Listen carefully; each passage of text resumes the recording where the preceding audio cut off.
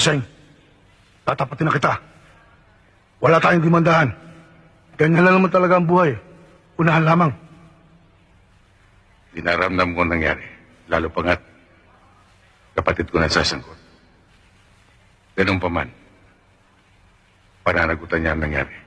Nasa sa'yo yan. Ang tanging inaasahan namin pagkakataon ay mailigtas ang aming kapatid.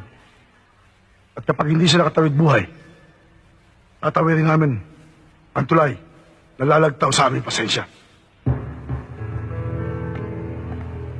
Lauro, huwag na sana tayong umabot doon. Dahil kung tatawid kayo, sinisiguro ko sa inyo, ang unang yapak niyo pa lang, hindi nasasayad sa tulay.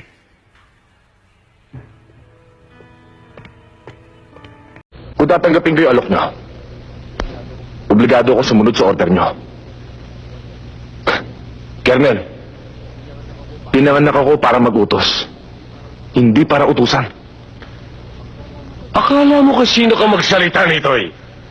Baka nakakalimutan mo na ako ay isang militar! Opisyal! At baka nakakalimutan mo rin, Colonel, na si Urbanito Dizon ang kaharap mo.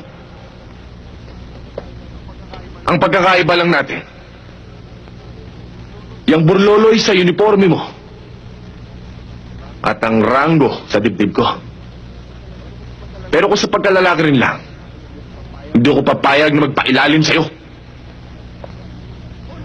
Punyeta! Pareho lang tayo. Pareho lang tayong hubot-hubad na pinanganak, Colonel. Pag namatay ka, at namatay ako, magkasinlaki lang ang butas ng lupang paglilibingan sa ating dalawa.